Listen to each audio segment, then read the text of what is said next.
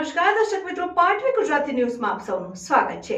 સમાચાર આવી રહ્યા છે કે ગુજરાત આંગણવાડી સંગઠન દ્વારા ડભોઈ મુકામે આંગણવાડી બહેનો દ્વારા રંગ ઉપવન ભાગ ખાતે લઘુત્તમ વેતનને લઈને આજે ધરણાનો કાર્યક્રમ યોજાયો હતો અને આવતીકાલે જિલ્લામાં કાર્યક્રમ યોજાશેનું જણાવ્યું। ત્યારબાદ રેલી સ્વરૂપે સરકાર વિરુદ્ધ સૂત્રોચ્ચાર કરીને हमारी मांगे पूरी करो, एक जलेबी दो समोसा, सरकार तेरा क्या भरोसा, आवा तो हम कहे हम हमारा हक मांगते हैं, नहीं किसी के हम भीख मांगते हैं सूत्रोच्चार કરીને ડભોઈ સેવા સદન પહોંચી હતી। મહિલાઓ સરકારને પોતાનો અવાજ બુલંદ કરવા માટે, અધિકારીઓને જગાડવા માટે ઇલેક્શન આવે ત્યારે તમામ માંગો પૂરી કરવાની ખાતરી કરાઈ હતી, છતાં પણ માંગો પૂરી થઈ ન હતી। સરકારે આપેલા મોબાઈલ પણ બગડી ગયા છે। સરકાર 12 કલાક કામ કરાવે છે, આટલું વળતર આપતી નથી। ગુજરાત આંગણવાડી સંગઠન દ્વારા સરકારની વિવિધ કામગીરીઓ કરતા પગાર સહિત કામગીરી અંગેનું લઘુત્તમ વેતન માટે 2 દિવસના આપેલા કાર્યક્રમને લઈને ડભોઈ રંગ ઉપવન પાક ખાતે શહેર તાલુકાની આંગણવાડી બહેનો દ્વારા એક દિવસીય ધરણાનો કાર્યક્રમ રાખવામાં આવ્યો હતો, જેમાં તેઓએ માંગણીઓ અંગે રજૂઆત કરવામાં આવી હતી ને સરકાર દ્વારા તેમની માંગણીઓને ધ્યાનમાં નહીં લેતા આજરોજ ધરણાનો કાર્યક્રમ યોજાયો। આવતીકાલે જિલ્લા કલેક્ટર કચેરી ખાતે બીજા દિવસનો કાર્યક્રમ રાખવાનો હોવાનું આંગણવાડી પ્રમુખ દ્વારા જણાવાયું।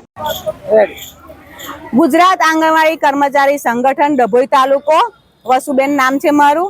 આજે અમે ડભોઈ તાલુકામાં 16 ને 17 2 દિવસ પ્રોગ્રામ રાખેલો છે। 16 તારીખે ડભોઈમાં રંગ ઉપવન બાગ ખાતે ધરણાનો પ્રોગ્રામ કરેલો છે અને કાલે જિલ્લામાં પ્રોગ્રામ કરવાનો છે। અમારી માંગ એ છે કે અમને લઘુત્તમ વેતન આપવામાં આવે અને કામગીરી પ્રમાણે અમને વેતન આપવામાં આવે। કામગીરીઓ એટલી બધી અમે સરકાર આપી દે છે કે 24 કલાક જ અમે કામગીરી કરીએ છીએ। રાતે 10 વાગે મેસેજ આવે તો 10 વાગે બી માહિતી અમારે આપવી પડે છે।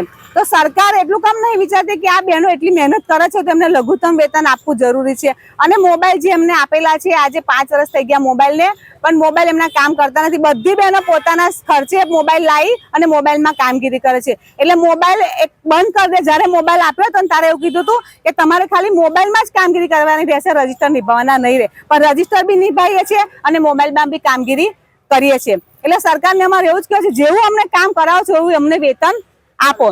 અને બહેનોને જે MMY નો સ્ટોક આવે છે, ગેસના બોટલ છે, ગામડાની બહેનો હોય એ બહેનોને ગામડેથી આવવું પડે છે બોટલ લઈને, પછી ભરાઈને ભાડું એ પોતાના હાથે ચૂકવે છે ભાડું, એનું ભાડું અમને મળતું નથી। જે સ્ટોક આવે છે તે બી રિક્ષાનું ભાડું બધી પોતાના ખર્ચે બહેનો તે કરે છે, એટલે એ બી સ્ટોકનું બી અમને કેન્દ્ર પર પહોંચતું કરે। બોટલ ગેસનો તે બી કેન્દ્ર પર પહોંચતો કરે। સરકાર પાસે એવી માંગણી કરીએ છીએ અમે।